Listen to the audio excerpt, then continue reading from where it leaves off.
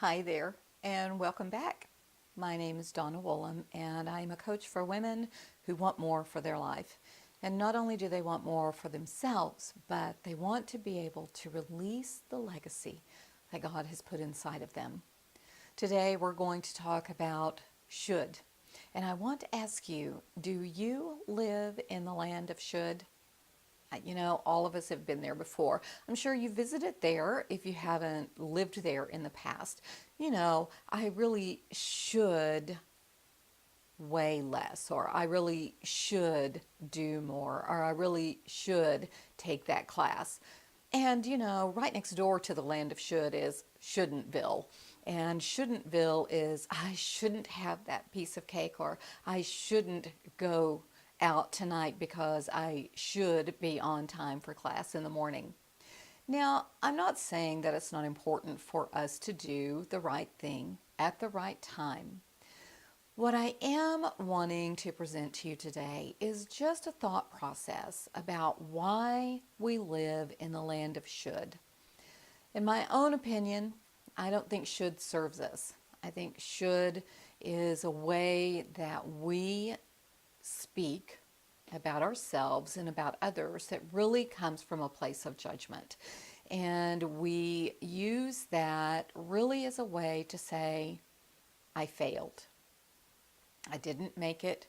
I didn't fulfill what I believed that I wanted to do or believed that I needed to do, or they aren't living up to my expectations, whoever they are. So when you're considering your own language, I wonder if you've ever cataloged how many times you say, I should do this or shouldn't do that, living in the land of should or the community of shouldn'tville. So as you go through the next few days, and as you're thinking about this, or maybe even today, first thing that I'd love to help you do is to just keep track of how often you say that, how often you say should or shouldn't. It's not could or couldn't or will or won't. Should is sort of this nebulous gray area. It's not a decision to do something or a decision to not do something. You know the story, you've read it, about there were 5 frogs on a log, and of those 5 frogs, 4 of them decided to jump into the lake. How many were left on the log? Take a minute. Think about it. Have an answer? Actually, all 5 were still on the log because a decision isn't an action. And when we make an action, when we say, I will go to the gym, or I will do my homework, or I will call that prospective client, then we are making a powerful decision. And then if we don't, we can say, I didn't go to the gym, I didn't do my homework, and I didn't call my prospective client. You are taking ownership for that. And when you begin to take ownership for something, then you can do something about it. But if you live in this gray area, then there's never any power behind that. So what does that mean for a Christian? And what does it mean when we're working through a particular area that may be tripping us up? When we're continually saying, I should, but never do. Because it's not just about making a decision, although that is the powerful place to start.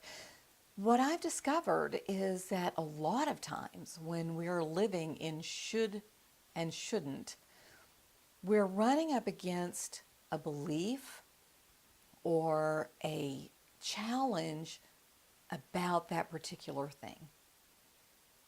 So when I was in the process of wanting to lose weight, and I did that for a long time, I weighed nearly 200 pounds, and I wanted to lose weight. And I kept saying I shouldn't eat that ice cream, or I shouldn't eat that taco. You notice I talk about food all the time because I do love food. I love food. And if you love food, you can raise your hand to.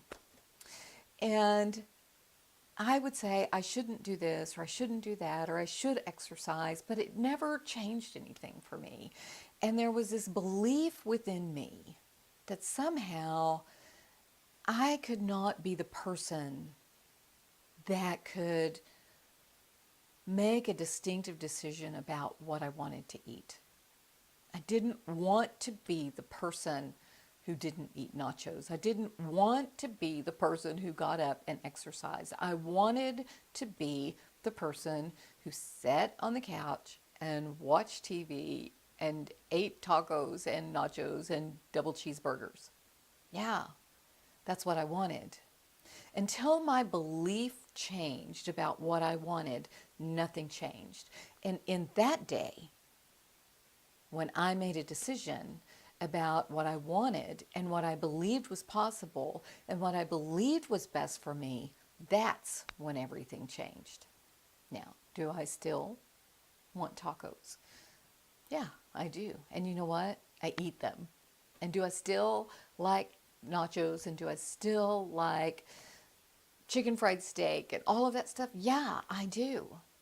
But because I made a decision about the kind of person I want to be, instead of living in this gray area of should or shouldn't, now when I make a decision to do something, I do it with full knowledge. So as a person in business, if I choose not to do what it takes to grow my business or to move my business forward, I do that with full knowledge. And I'm not giving myself an out or an excuse to say I should or shouldn't. Listen, being in front of a camera is not my favorite thing to do, but what I do know is that people like video and people like to be able to see the person that is talking. I could opt out and I could do audio. I could opt out and not do video. However, I know for my business it's a better thing.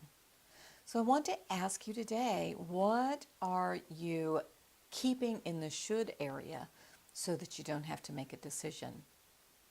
And one point past that is, where does that come in as a woman of faith? Where does that play into the picture?